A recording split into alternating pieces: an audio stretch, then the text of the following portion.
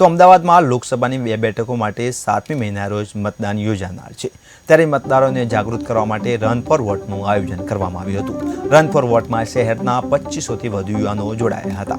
Run for vote કાર્યક્રમમાં riverfront ખાતે યોજવામાં આવ્યો હતો, જેમાં અટલ બ્રિજથી રન ફોર વોટનું પ્રસ્થાન કરવામાં આવ્યું હતું। સ્પોર્ટ સેન્ટર થઈ ત્યાંથી પરત અટલ બ્રિજ પહોંચી હતી, જેમાં રન ફોર વોટમાં ફ્લેગ મુખ્ય નિર્વાચન અધિકારીના હસ્તે કરવામાં આવ્યું હતું। જિલ્લા કલેક્ટર દ્વારા કાર્યક્રમને લઈને રૂટની સમીક્ષા પણ કરવામાં આવી હતી અને જરૂરી સૂચનો પણ કરાયા હતા। તો કહી શકાય કે વધુમાં વધુ મતદાન થાય તે માટે રન ફોર વોટનો કાર્યક્રમ અમદાવાદમાં પણ યોજવામાં આવ્યો હતો, જેમાં 2500થી વધુ યુવાનોએ ભાગ લીધો હતો। કહી શકાય કે યુવાનો અત્યારે નવા જે લોકો વોટિંગ કરવાના છે, જેમને 18+ ઉંમર થઈ છે, તે જે નવા વોટરો છે તેને પણ પ્રેરિત કરવા માટે આ મતદાન જાગૃતિ કાર્યક્રમ યોજવામાં આવે, વધુમાં વધુ મતદાન થાય અને લોકો મતદાન કરવા માટે પ્રેરાય તે માટે ઠેર ઠેર રન ફોર વોટનું આયોજન કરવામાં આવ્યું હતું। ત્યારે અમદાવાદ ખાતે પણ આ રન ફોર વોટનું આયોજન કરવામાં આવ્યું, જેમાં 2500થી વધુ યુવાનોએ ભાગ લીધો હતો।